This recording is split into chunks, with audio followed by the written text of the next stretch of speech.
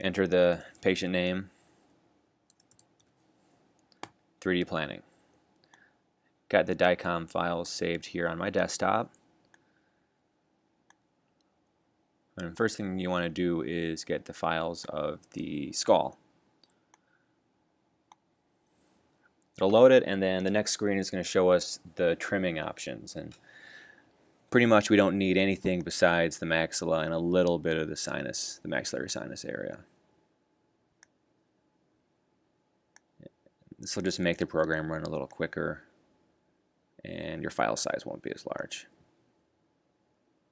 This here, right here, in case you're wondering, is a lateral window sinus augmentation we did to get some bone height back there. I'm going to be using these hotkeys. Shift is zoom, in and out, you just drag. Command is pan, you can move it left and right and up and down. And Option on a Mac is rotate. So I'm going to zoom in here a little bit so we can see our maxilla there. This was looking pretty good. Give us a little more space.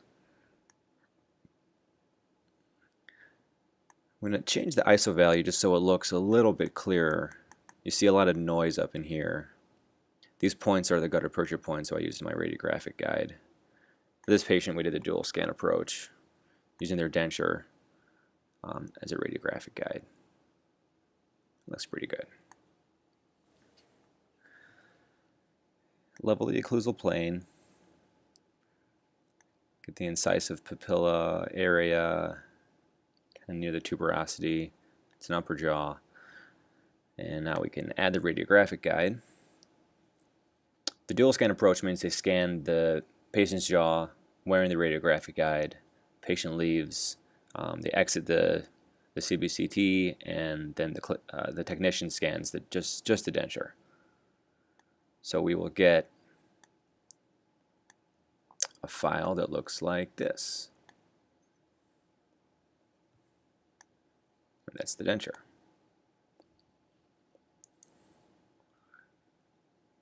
Going to do the same thing here where we trim the image so that all we have pretty much is the guide.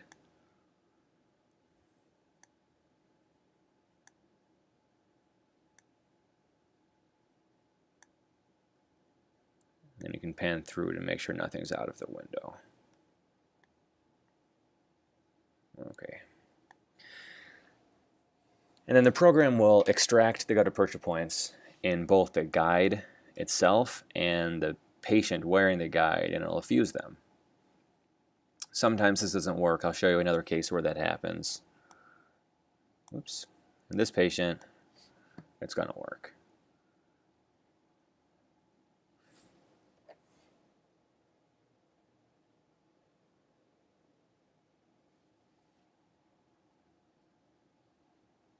There we go. It fused. There's the denture, the radiographic guide, and the skull. We hit finish. And the first thing I always do is I make this cross-sectional window larger. Get a size, custom, move that over, and make the height longer here so that it covers the occlusal or incisal of the teeth. And you can make it a little wider too. That should be good.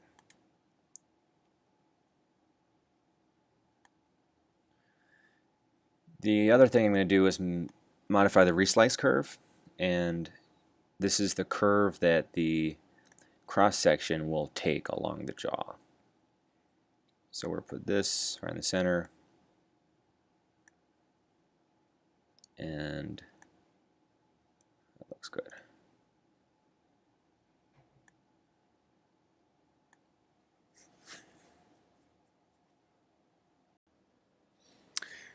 Okay, so next step is actually planting the implants, and when it's attached to the curve, it will follow that reslice curve we did.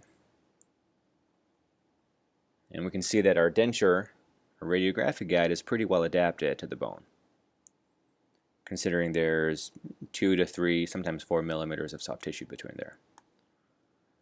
If this radiographic guide is way out here or something, you'll know that it wasn't seated fully and it will have to be redone. But I like to start anterior because that generally is harder. So go to Plan, Implant. You hit your shoulder point, which means where you want your implant platform, and we're going to be right around here. And then you pick your implant. Oh, sorry, you pick your tip of the implant next. And this is all kind of rough planning to begin with. We'll kind of start really rough and then kind of narrow in on what we want exactly. So I'm going to use a Nobel parallel conical connection implant. It's a parallel body implant like a Speedy Groovy, but it's got the internal connection like an active, which allows for, it's the Nobel's conical connection, supposedly very sturdy, and also allows for an angulated screw channel if we want to do that. So I'll do regular platform 4.3 by 11.5 millimeter implant. You select that and it gives you your implant. And just kind of drag it to where you want roughly. Like I said, we're going to just get these in here and then we're going to go by each implant and kind of narrow in on where we want them. So the reason we have a radiographic guide, actually, the whole reason we do it is because we want to know that our access holes are going to come out relatively close to the incisal edges. If we had access holes coming out way over here, that's where the bone was, we would have to tell our patient that maybe a removable prosthesis would be better, or they're going to have a very thick fixed prosthesis. So anyways, that's a good position to come out. So we're going to go along our curve here and do a few more. This is the incisive canal. We don't want to be near that. So go just on the other side of that and place another implant. You can actually place parallel implants to the first implant or the second or whatever. Just you can pick an implant and then place an implant parallel to that. I found that pretty difficult. So looks good. What I'm looking for here is I'd like to be as much as possible in medullary bone here, and this outline is the cortical bone. For guided surgery, I've experienced that if your implant is engaging cortical bone too much, it'll actually sort of, once the implant or the drills hit the cortical bone, it'll kind of torque and push the implant outside, and that can also torque the whole guide as well. So I tend to go, if possible, within the cortical bone. So that looks pretty good. Let's do a few more here. You start seeing the bone graft the patient had. I feel comfortable placing implants in this bone graft, so we're going to do that. Stick with 11.5. That looks good to me. Let's actually take this a little posterior. Okay, let's go around to the other side. And look at that, lots of height. So that's great. Plan implant, shoulder, tip. We don't need 13, 11.5 is good. Get that in line. There. Bring in a little facial buckle.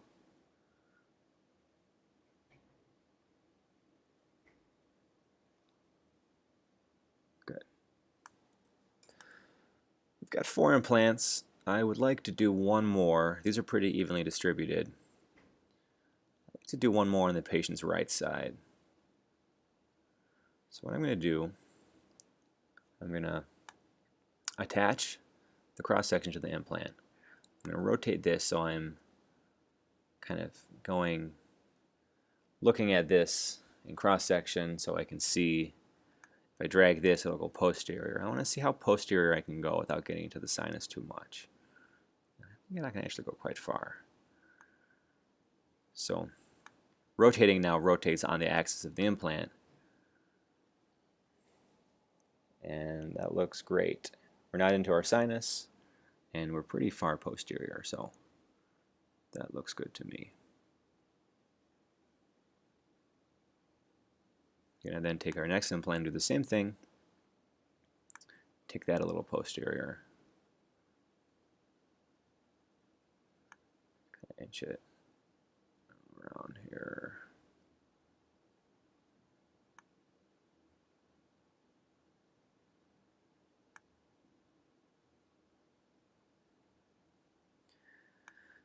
Spin it around. See, now it's not good, so let's bring this up just a little bit.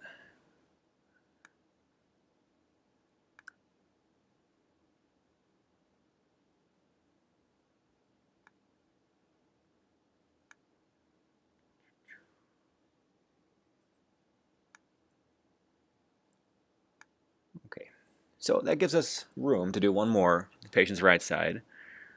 Go back to the curve. Go a little anterior. Just distal to the incisive canal. And plan another.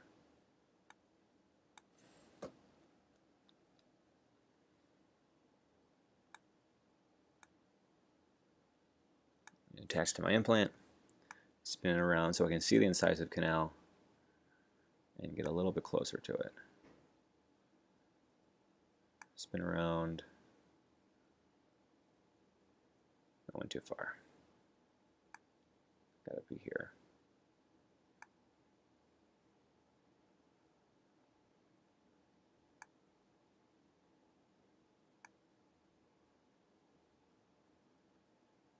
That's no good.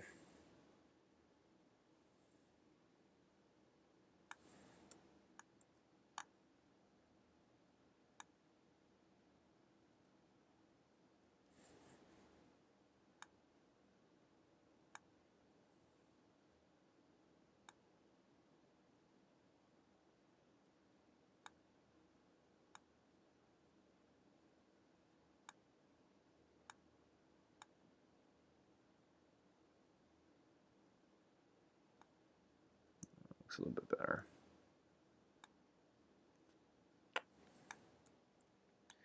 Alright, so now we have 3 implants on the patient's right side. They are pretty close to each other. See if we can get this guy a little further back, posterior. A lot of this is just kind of tinkering around until you get it. So let's see how much we can go posterior.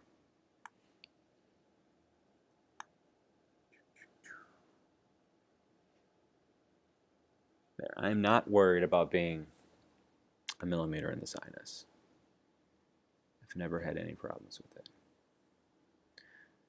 Now we can also tilt this just a little posterior. Minimizes the cantilever and avoids the sinus a little bit.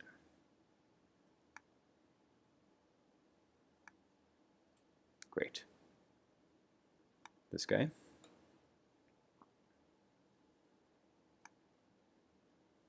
Let's take him a little posterior, a little distal.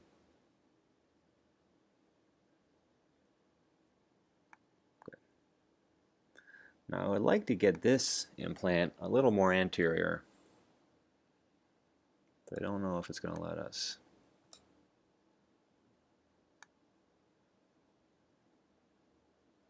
Because of that canal.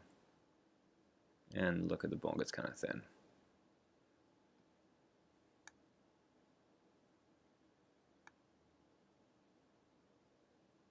Yeah, it's no good.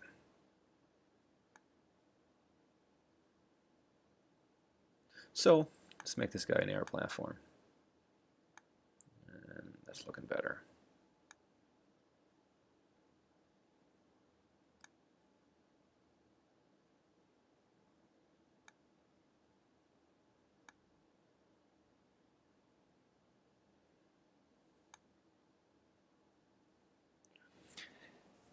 If you press F5, you change your workspace view.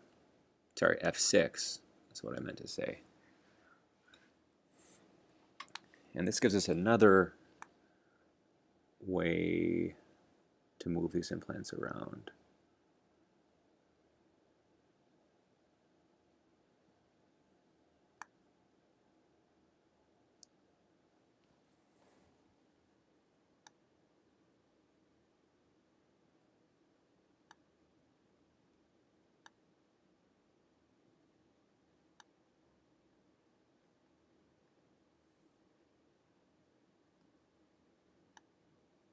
I really want to avoid the incisive canal.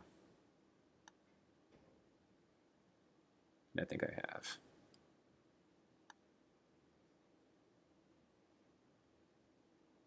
With an 11.5 millimeter implant, I'm also okay with a little bit of the implant being outside the bone.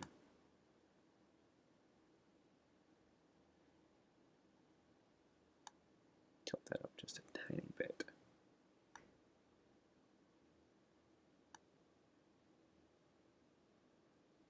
Okay. Go back, hit F2, and you go back to the other screen. Let's go to the next implant here. And he looks pretty good.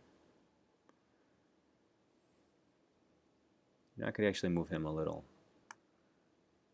Him or her. Whatever. A little further.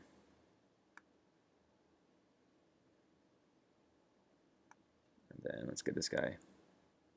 Or gal.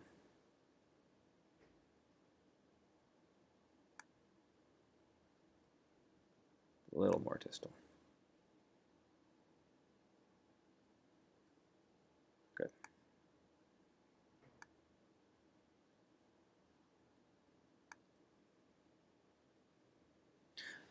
Okay, so now for the hard part. We want to look at our implant angles. So the way I do that is I pick an implant, implant angle, another implant. 21 degrees, that's too much. I like to stay below 17 unless I'm doing multi-unit abutments.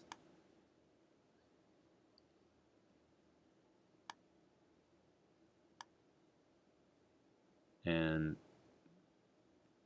the less angle, the better, the more easily it'll go down, the more easily the prosthesis will go down, and the more easy it will be to get passive fit on your implants.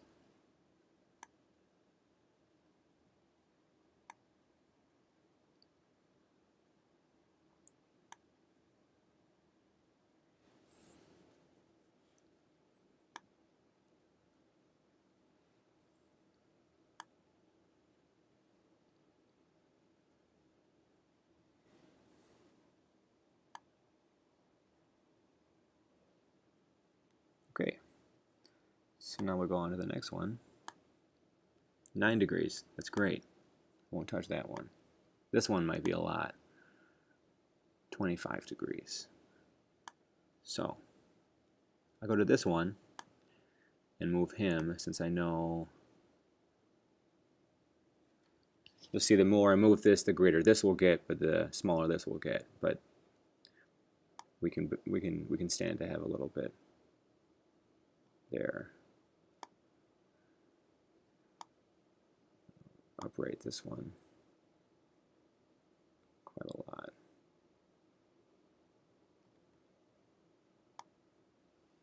Let's make sure this one's still okay.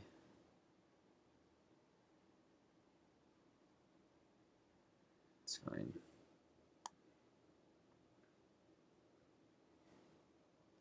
Last one.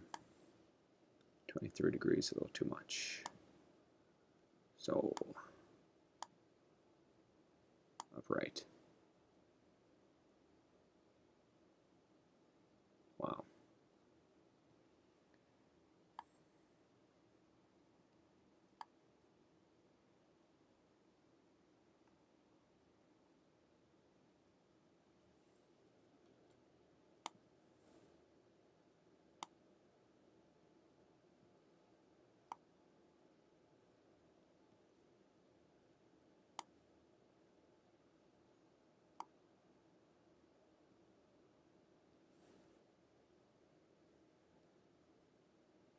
Right now my highest angle here is 13.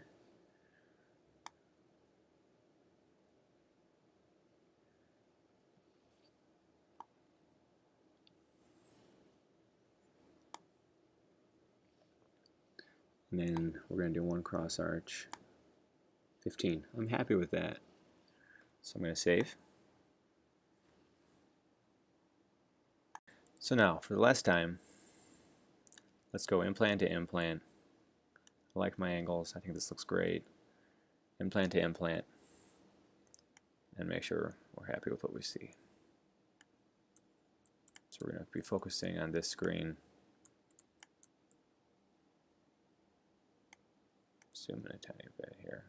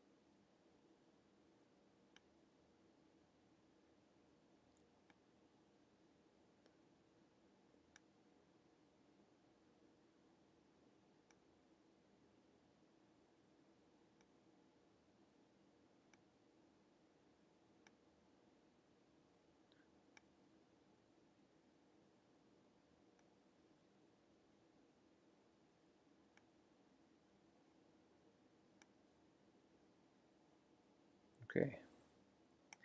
Let's save that and move on to anchor pins. So bring this back around. I generally do 3 anchor pins. And go back to our curve. Plan them between the implants. Start with one right around here. So anchor pin. Do the same thing where you hit the shoulder point and the tip. You don't want this sleeve to be outside of the future surgical guide.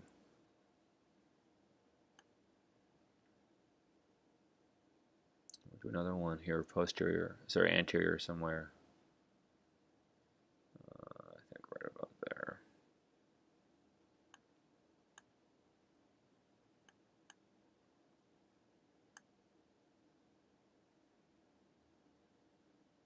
And just one more between these implants.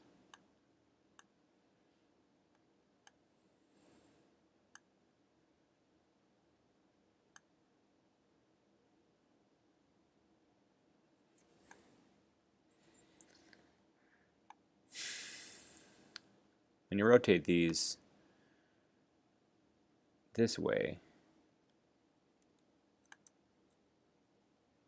and move this a little bit, I like to be able to see both implants. And then you can move this dimension.